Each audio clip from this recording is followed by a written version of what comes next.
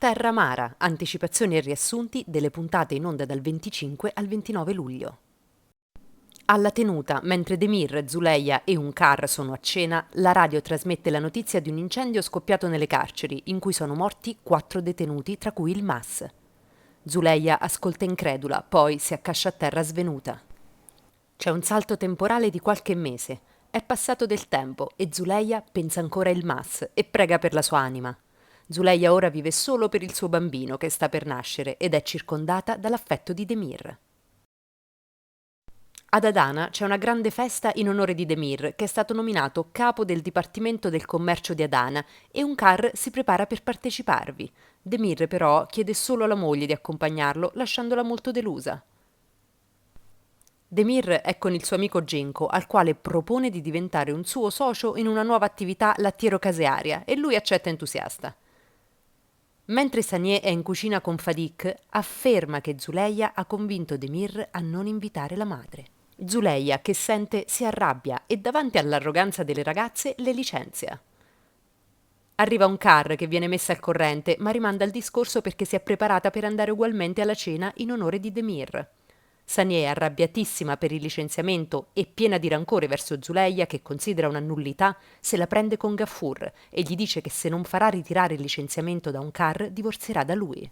Durante la cena in suo onore, Demir illustra agli invitati la sua nuova attività e asserisce che i tempi sono cambiati e si deve stare al passo con la modernità. Il giorno seguente Gaffur parla con un car per ottenere il perdono di Sanier e ricorda che lui è a conoscenza del segreto che riguarda Zuleia e il Mas. Un car però gli dice che il figlio ne è al corrente e lo minaccia zittendolo. Gaffur corre a casa e sente Sanier urlare invettive contro i padroni. Lui le dice di tacere, che possono perdere tutto ed essere anche uccisi, ma Sanier per risposta gli sputa in faccia. Gaffur allora la schiaffeggia e le dice che dovrà chiedere perdono ai padroni, altrimenti la ucciderà lui. Il direttore della prigione informa Demir che il masso è vivo perché è solo rimasto ferito durante l'incendio. Ora è stato dimesso dall'ospedale ed è tornato in prigione. Demir, sconvolto dalla notizia, dà a un uomo di fiducia l'incarico di far uccidere il Mas dentro il carcere.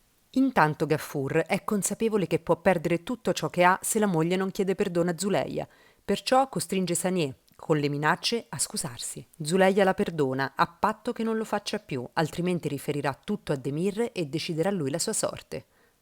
Sanier poi riversa il suo astio contro Gaffur, accusandolo di averla costretta a scusarsi con Zuleia, che non è nessuno. Gaffur ha promesso ad un operaio Usni di dare Gulten come moglie, ma quando la sorella lo viene a sapere rifiuta di sposarlo, ma Gaffur minaccia di morte se non l'accetterà. Sanier cerca di convincere Gulten al matrimonio e la sollecita a dimenticare il Mas e a pensare al suo futuro e a sistemarsi con un buon matrimonio. Gulten non ha altra scelta che cedere alle minacce e accettare il fidanzamento. Il tradizionale rito della promessa avviene davanti ad un car che ha dato il suo consenso. In Turchia viene annunciata un'amnistia generale che riguarda anche il Mas e che suscita un'ondata di entusiasmo nelle carceri. Demir e Unkar, come apprendono la notizia, sono sconvolti perché sanno che il Mas, una volta libero, raggiungerà la tenuta, ma Demin rassicura la madre dicendole che lo impedirà. Nel frattempo, dentro la prigione, un detenuto cerca di uccidere il Mas, che viene salvato dall'intervento di Fekeli, un uomo da poco arrivato nella sua cella. Il Mas poi lo ringrazia e si scusa perché in precedenza era stato scortese con lui. Demir, esasperato dall'ennesima richiesta di denaro da parte della cugina Sermin, le chiede di vendergli la sua villa in modo che lei possa pagare tutti i suoi debiti e mantenersi. Demir è preoccupato per l'imminente rilascio di Ilmas dal carcere, per cui telefona al direttore ordinandogli di non rilasciarlo prima del suo arrivo a Istanbul. Sermin, offesa per la richiesta di Demir e infuriata per non aver ottenuto ciò che voleva, giura vendetta contro Demir. Si lamenta con Sanier e le dice che la colpa della richiesta di Demir è di Zuleia, che lo condiziona, per cui vuole vendicarsi della ragazza e vuole il suo aiuto dato che anche lei lo disprezza. Prima di essere rilasciato, il Mas racconta a Fekeli la sua storia e gli dice che il mandante della sua aggressione è lo stesso uomo a cui aveva affidato la sua fidanzata e che ora l'ha costretta a sposarlo. Quando Demir giunge alla prigione di Istanbul non trova il direttore ma un sostituto e deve minacciarlo per farsi aiutare. Nel frattempo il Mas è già stato rilasciato, dopo aver salutato e ringraziato Fekeli e avergli detto che si recherà ad Adana per uccidere Demir Yaman. Allora Demir incarica degli uomini di cercare il Mas e di consegnarglielo prima che possa raggiungere Adana. Intanto alla tenuta, Gulten vede Sermin e Sanier confabulare in un luogo appartato. Quella sera Sermin di nascosto consegna a Sanier un cesto chiuso, mentre Sermin intrattiene Unkar e Zuleia. Sanier si introduce nella camera di Zuleia, svuota il cesto e si allontana velocemente dopo aver chiuso la porta. Il mattino seguente, Zuleia, quando si alza dal letto, vede vicino ai suoi piedi un serpente velenoso, si spaventa e nella fuga cade rovinosamente dalle scale. Tutti accorrono alle sue grida, comprese Sermin e Sanier, che si lanciano sguardi di intesa. Come Unkar e le altre entrano nella villa, trovano Zuleia svenuta, la soccorrono e quando rinviene iniziano le doglie del parto provocate dalla caduta. Viene subito chiamata un'ostetrica che assiste al parto, che si presenta lungo e faticoso. Zuleia ha una forte emorragia, per cui tutti temono che il bambino possa nascere morto. Nel frattempo Demir, capendo che il Mas è riuscito ad andare ad Adana, torna in macchina alla tenuta. Il Mas vi è già arrivato ed è riuscito ad introdursi di nascosto. Raggiunta la villa, inizia a cercare Zuleia, che in quel momento sta dando alla luce il loro bambino. Mentre Zuleia fa nascere il suo bambino che è vivo e sta bene, arriva Demir, che come vede il Mas che sta cercando Zuleia, lo aggredisce e i due iniziano a lottare. Giunge Gaffur, che interviene bloccando il Mas. Gulten, che ha visto tutto, teme che possano ucciderlo. Nel frattempo Unkar annuncia a Sanier e Sermin che il bambino è un maschio e sta bene, nonostante sia nato prematuro a causa della caduta. Le due donne, deluse per il fallimento del loro piano, fingono di essere contente. Il Mas viene portato lontano dalla villa, in un campo, e qui accusa Demir di averlo tradito e di aver costretto Zuleia a sposarlo. Demir gli dice che Zuleia, sapendo che lui era morto, aveva liberamente deciso di sposarlo. Aggiunge che non vuole ucciderlo, a patto che se ne vada per sempre. Il Mas gli risponde che se ne andrà solo con Zuleia. Allora Demir lo fa trascinare, legato ad un trattore, per i campi per convincerlo. Nonostante le ferite riportate, il Mas insiste che vuole riprendersi Zuleia, per cui Demir, spazientito, sta per ucciderlo, ma viene fermato dall'intervento dell'amico Genco.